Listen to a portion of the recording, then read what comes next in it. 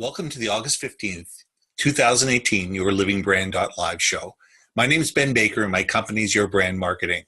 Now, for those of you who don't know me, what we do is we consult, we do workshops and keynotes on brand message, market, vision, and value. What we do is we tell the story of your brand. We want to find out who you are, what you do, why you do it, who you do it for, and more importantly, why those people care about you. Because when they care, you stop being a commodity and you start being a trusted partner. You start being the person that they pick up the phone and call instead of waiting around for another price. And every week, we interview somebody to find out what makes them interesting on the YourLIVINGBrand.live show. We want to find out what makes companies different, what makes them interesting, what makes them special. Why do their clients love them?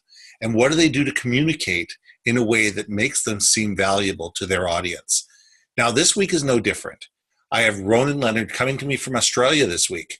Now, Ronan's got a company called Accountability, and what it is global online masterminds. It's brilliant, and I'll let him explain it to you. So sit back, listen, and I'll be back. Ronan, it is great having you on the show. Welcome from Australia. Thank you, Ben. I'm excited to be on the show, and we'll have hopefully a great conversation and offer some value and just see where that takes us. Exactly. You know, it's fun because, you know, for people who don't know about this show, and most people do, but there's always new people on the show. So if you're new to the show, welcome. Every week we interview somebody different, and we want to find out what makes them special and unique. What makes them not a commodity? What are the little things that they do for their audience that makes them special, that their audience finds valuable, and so their audience cares about them? So, Ronan, tell me about Accountability. Tell me about the story of the company. Tell me where you came from, where you are, where you're going, and who's the audience you serve, and how do you give them value? Sure, good question, Ben. Funnily enough, I've just been drilling into unique ability this morning. As part of the Mastermind, I'm teaching people to find their unique ability and look closer for it. So that's a fascinating intro that is so prescient that I was just looking at that this morning, literally an hour ago. So effectively, I connect people into mastermind groups virtually, right, where they support each other with goal setting advice and questions they have in their business. The reality is that there's so much information out there, and yet businesses are failing at the same rate they were 30 years ago. Absolutely. So why is that? If not more. Yeah, if not more. It's a faster fail rate. So it's clearly not information. That's not the answer.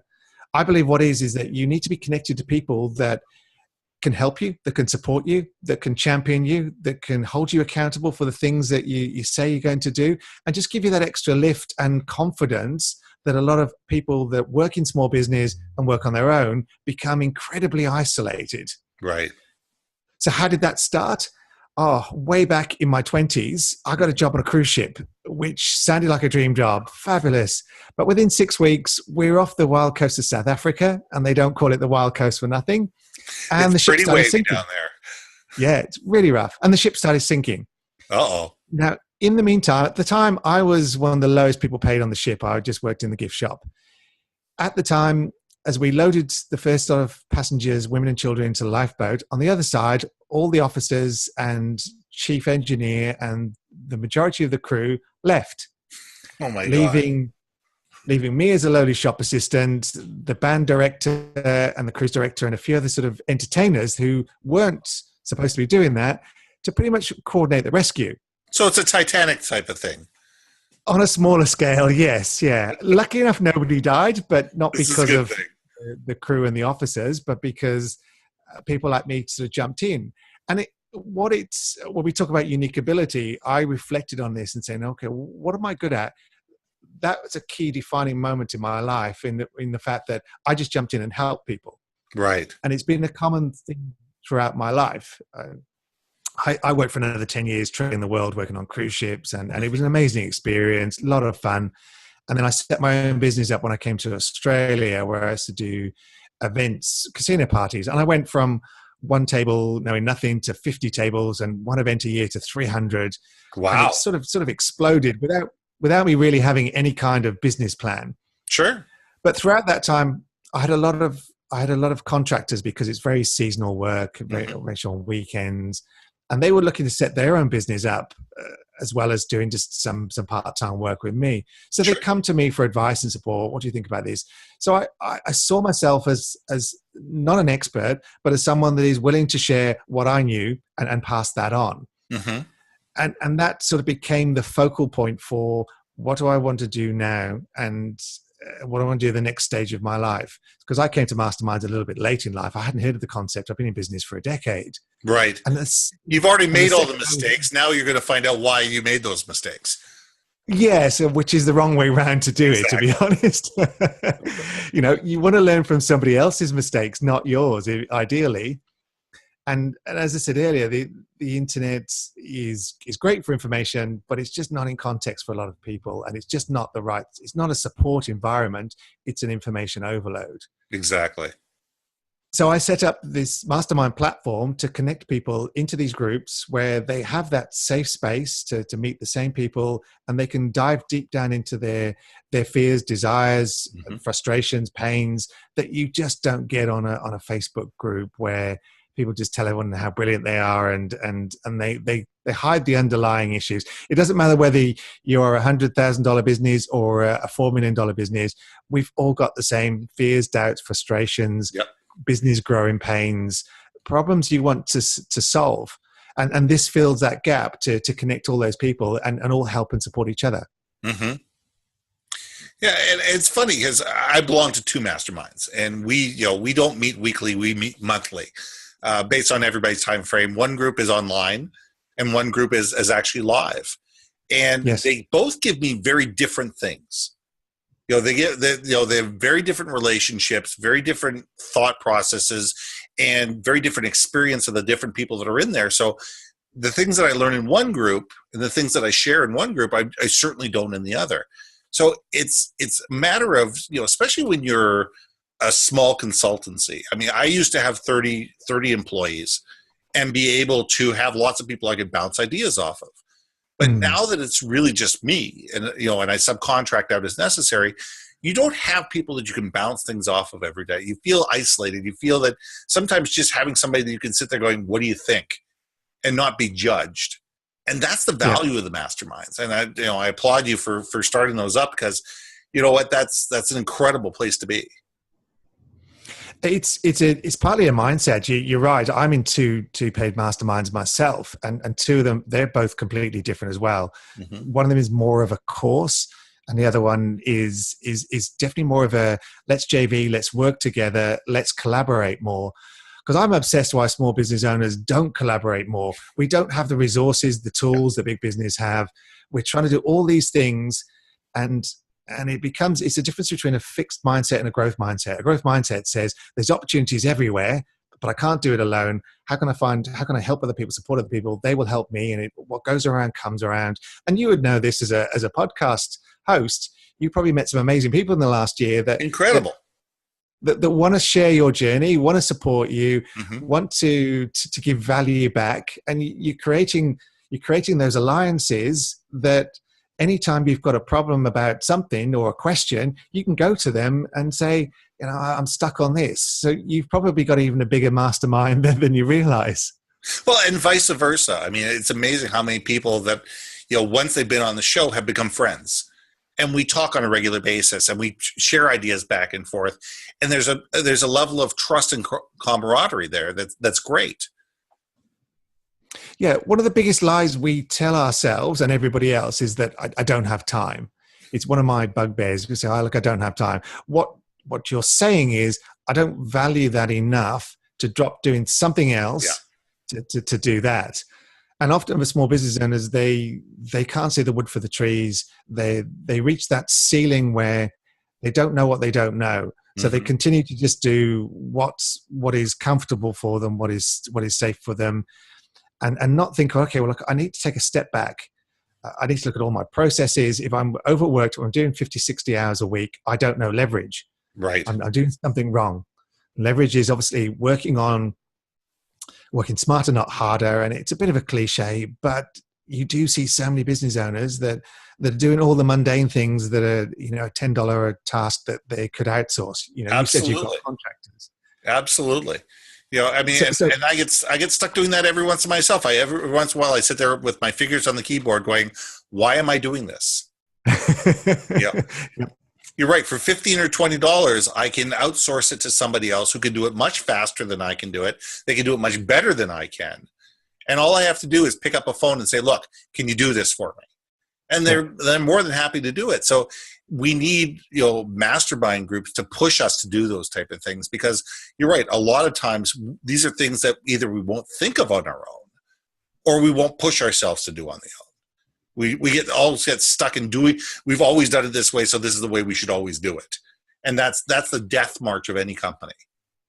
Yes, everything you want and desire is on the other side of fear. Mm-hmm. I remember as a kid, I didn't even want to jump in the swimming pool on the diving board. And I'm talking a meter. I'm not talking the big high one. You're not talking the 10-meter boards. You're talking the 1-meter board. Yeah.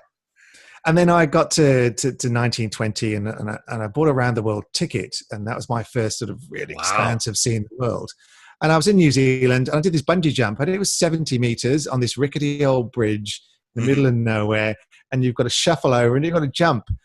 And that was terrifying but exciting at the same time. And once you've done that leap of faith, everything else becomes so much easier.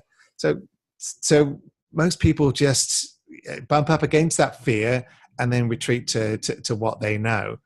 And your biggest growth is always in the things that give you sweaty palms, that challenge you in business and go, I just don't know this, but I want to know more, or I want to challenge myself to learn more, improve. And that's where the growth comes.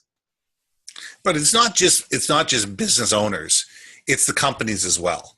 There's so many companies out there that play it safe, that, are so worried about, taking a risk, taking a jump, and looking at saying, you know what, this hasn't been working. It's time to try something else. And they're terrified of making that leap on what if something goes wrong. But if you keep doing the same things that you keep doing, you're going to fail, because you've always failed in the first place. Yeah. So why are you not going to fail the second or third or fourth time you do the same thing? We as a society and we as people need to be able to be better risk takers and more open to sit there and say, you know what, there's opportunity out there. We just have to grab it. Yeah, exactly. We reach that point where we do hit that comfort zone. The reality is most people start their business. That's the scariest time. That's the riskiest time. You're taking that big leap into the unknown. And then when you're established, the next step is nowhere near as scary. I remember my first business, I'd emigrated to Australia. I'd sold my house in the UK, and I'd spent a decade on cruise ships. And I sunk all my money into my first business, and I didn't have a clue. I didn't know what I was doing. But all I knew was I didn't want to work for the man anymore. I did not want to sit there in an office from 9 to 5 because I traveled the world. And I bumped up against my incompetence very, very quickly. I didn't know what I didn't know. And lucky enough, I met this guy who, this was way back in 2003. He told me all about SEO. He took me down to his house and said, what are your numbers for hits on the website? So I got no idea. My friend's hosting it for free. I don't know. Mm-hmm. And he showed me how to do add in your keywords, target specific phrases. Yeah. And within 2 weeks, I got my first sale. I was off and running, and I didn't look back. But that person showed me what I didn't know.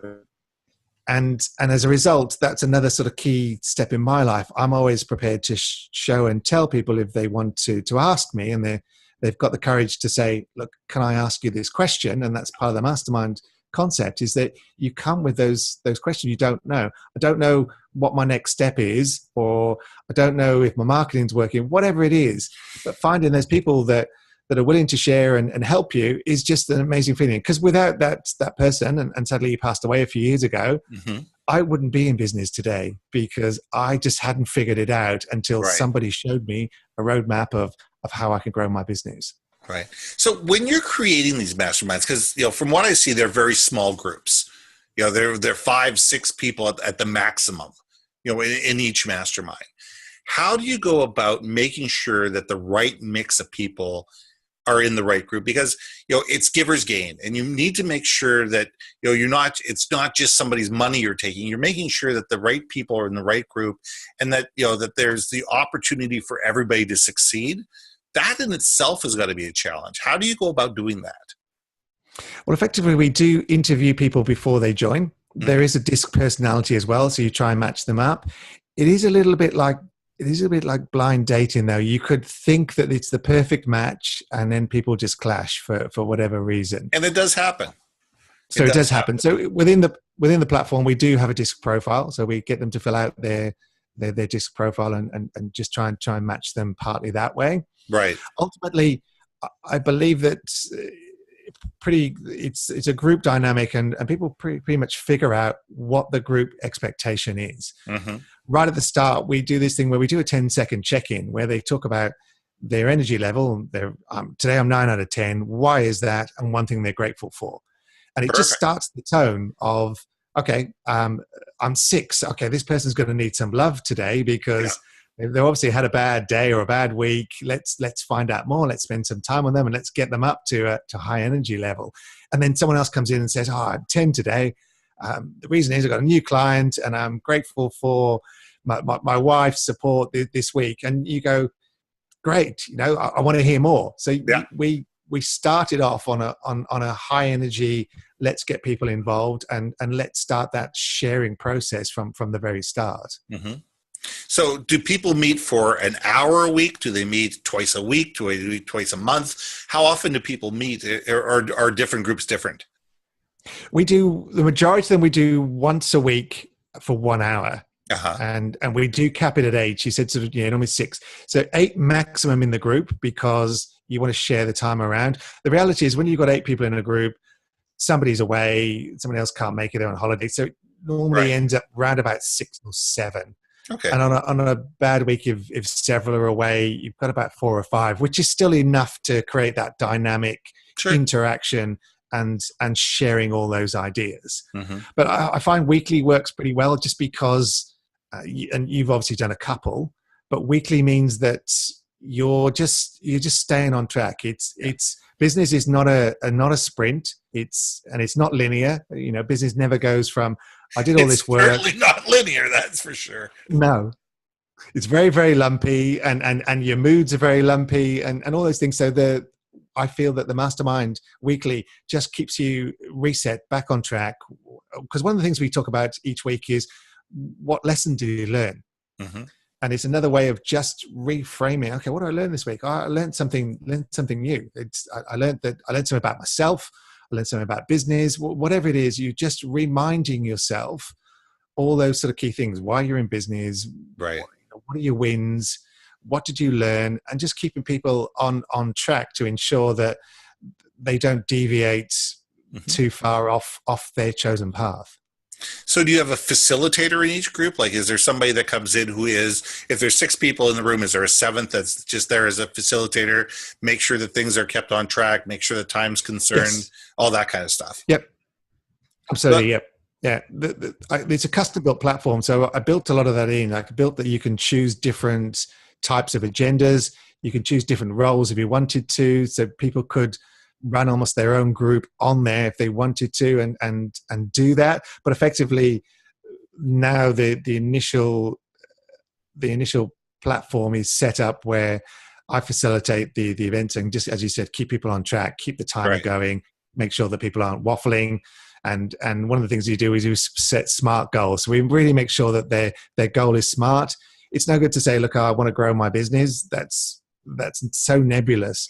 You need to be really specific about your goals, because then you can say whether I achieved them or not, but also you can break them down and know that it's a smart goal. And so many people just don't.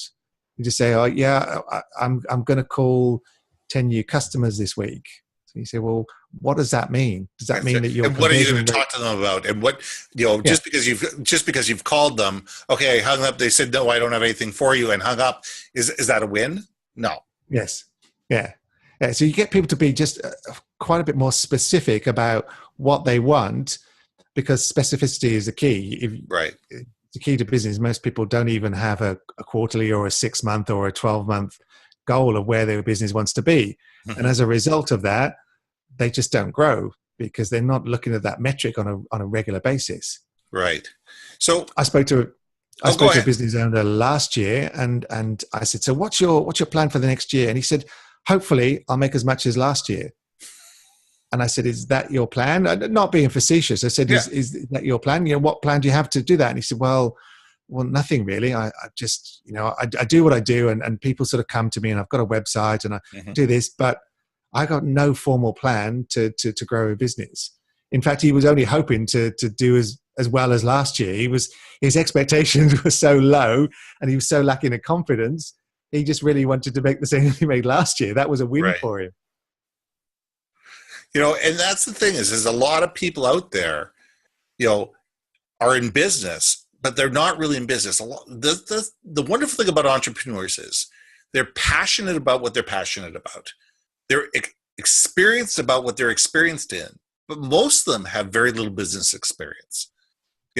Very few of them know what it takes to actually run a company. They may be very good at whatever they're good at, but very few of them are very good at actually running a company, keeping the budget in line, making sure that their expenses are kept to a minimum, to make sure that they keep the money flowing and all the things that go along with running a business. Those are challenges that a lot of people who become entrepreneurs don't realize are real challenges until they actually go through it. And by the time they get there, they're 90, 120 days, 150 days in without a sale, and they go out of business. You're so right, Ben. I talk about there's three key components in starting a business. Most people leave corporate because they hate their boss or they hate the structure of the company. Yeah. So they say, it's so great to go and work for myself. And they're technicians, so they're good at what they do, as you said, they're great at what they do. So they go and start their own business. So they've got lots of technical ability. They've often got quite a bit of entrepreneurial, lots of ideas. I can do this, I can do that. But the one key skill that they tend to lack is the management of themselves, because now they need to be all those three things. And that's why I called it accountability, based on accountability. There's nobody at the end of the week to say, you set these KPIs for yourself. Most of the time it's in your head. I'm going to do this week. And then if you didn't do it, there's just no one there to say, hang on, your focus this week was supposed to be this. You were supposed to put that in place by the end of the week.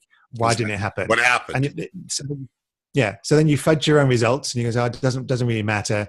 And you just drop back into, as you said, what's comfortable, the technical side, not growing the business, not getting a handle on the things that you're uncomfortable with or don't want to learn. Yeah. And, and that's the thing. And I'm sure. So with that, because there's a huge number of entrepreneurs like that in the world, how would they find you? And how would they realize that what you have to offer is going to make them better? It's a good question. The mastermind isn't for everybody. You said earlier about giving. So one of the key things is you've got to be pretty honest with yourself. And I think a lot of people, it's a skill that you want to work on. What's my unique ability? Mm-hmm. Where's my level of genius? Where can I offer the most value? Where can I serve the most? And what are my key strengths and what are my key weaknesses? And when you start to do those kind of exercises, it highlights the gaps that you don't have. Right. Or you can bury your head in the sand and say, I'm brilliant at what I do. I don't need anyone else's advice, and I'll just go my own way. Yeah. So we obviously look for people that have that self-awareness and that the ability to grow. And that's sort of fundamental. So it's not really a question of where did they find us. It's whether they're the right fit and they've got that open growth mindset. And those people will naturally gravitate towards other people like that. Your tribe is your vibe. I have a tagline as find your tribe, is that you want to find those people that champion you, that support you, that Absolutely. get you, that want to be around you. And when you do that, that's where all the magic happens. Yeah. Well, it's a Seth Godin. People like us do things like this. Yeah. So if you find people that are already doing this and you see that they're successful and you want to emulate them, you're going to go looking for what made them successful. Yeah, And so that's probably what leads people to your door. Yeah. Yeah. And there's a lot of productivity tips that I've been looking at the last sort of 4 or 5 years. One of the best ones that goes back to accountability is I was taught the Rockefeller dot system. Have you heard of it, Ben? Yep. Yeah. I've heard of it. I don't know what it is, but I've heard of it. It's without doubt one of the most simplest ways of tracking your accountability ever. It's just a simple spreadsheet, or not even a spreadsheet. It's this little thing, and you write down on the left all the things that you want to do. So for me, that's things like meditation, exercise 6 days a week. I've got a gratitude journal. Write out my top 3 goals at the start of the day, my most important tasks, and a couple of other sort of smaller ones. And then you print that out, and at the end of the day, you just put a tiny little dot against the ones that you did. And very quickly, by the end of the month, you can see this thing right in front of you to say, actually, I promised I was going to do all these things, and I can see that 4 days in a row I didn't exercise. Although I'm telling everybody, or I'm telling myself that, yeah, I exercise regularly. So it's the simplest way of just holding yourself a little bit accountable and just picking up those patterns of where you think you're doing something, but you're clearly not. And I'm happy to share that with the audience. It's a great little tool.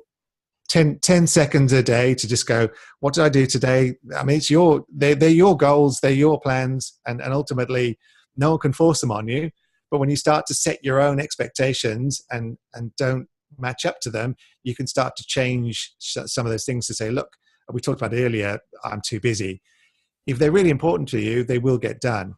So you set those things up. These are my 5, 6 things a day, however you want to do it, because we do daily, weekly, and monthly.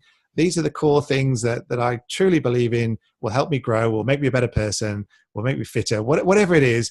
And then you just spend 10 seconds just to sort of tick them off to say, look, I did that. I'm on track.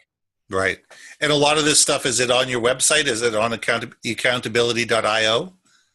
Yeah, I give most of my content away. So if on the resources page is there. And the reason I give it away is that we talked about this earlier. There is so much information out there. Information isn't our problem. It's actually taking action. So implementation, I say it's not information, it's implementation. Implementation is the key because, as I said, we're failing faster than ever. Derek Sivers, who was interviewed through Tim Ferriss, has this amazing quote. He said, look, if it was all about information, we'd all be multimillionaires with perfect abs because the internet gives you information about everything. Absolutely. You're in the marketing business, yet people, so there's all that information about marketing. You say, well, why does anyone need Ben? They need Ben because all that information is so much noise and paralysis that you end up doing nothing. Exactly. Also, a lot of it's not in the right context. And then finally, it's not particularly applicable to that single person. They need to adjust that. And that's where someone like you would come in, Ben, and say, okay, well, all this information here, but for you, most of that, you can ignore that. Let's focus on these 3 things. Exactly. You know, it's like the one metric I tell my clients, I go, there's a million metrics that you can take a look at, a million KPIs. The only thing that really matters is how much money ends up in your jeans at the end of the day. It says, let's be blunt about it. That's the real metric that matters. And the question is, how are we going to help you achieve that? And when I work with my clients on that level, it's amazing the conversations that can happen. You know, when you break through all the noise and all the bells and whistles and all the tools that you can use in social media, etc., and break it down to what are the things that are important to them. You know what? That's what makes people succeed. Now, I've got one last question for you, and I want to let you do. It's a question I ask everybody when they walk out the door. When you walk out the door, when you walk out of a meeting or you walk out of a accountability group, and you close the door behind you and you walk away, what is the one thing you want people to think about you when you're not in the room? I think it would have to be that this person helped me. Or I got some value out of that. So I think that would be it. I'm all about giving value, and I think that the more you can have anything you want in life as long as you help enough people. Mm-hmm. because they will sort of find you. So that would definitely be my thought. And I think that's a great thing is the more we can help other people, things turn around and things come back at us like a boomerang. It is amazing. The more you help other people, the more you end up being helped yourself. So, givers gain. I absolutely believe in that 100%. Ronan, thank you very much for being part of the show.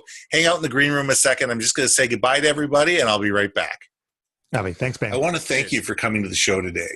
Every week, we try to bring another guest that can add value to our audience, someone that is going to tell them a little bit different how they tell their story to their audience in a unique way and add value, because we're all different. We're all unique. We all have something different that we do and some different way that we tell that story. And that's what this show is about. Well, my name's Ben Baker, and my company's Your Brand Marketing. We consult, we do workshops and keynotes, and we want to be your partner to help tell your story. So come talk to us at www.yourbrandmarketing.com. But every Wednesday at 10 o'clock on the West Coast, this is the YourLIVINGBrand.live show. We look forward to seeing you next week. Have a great week.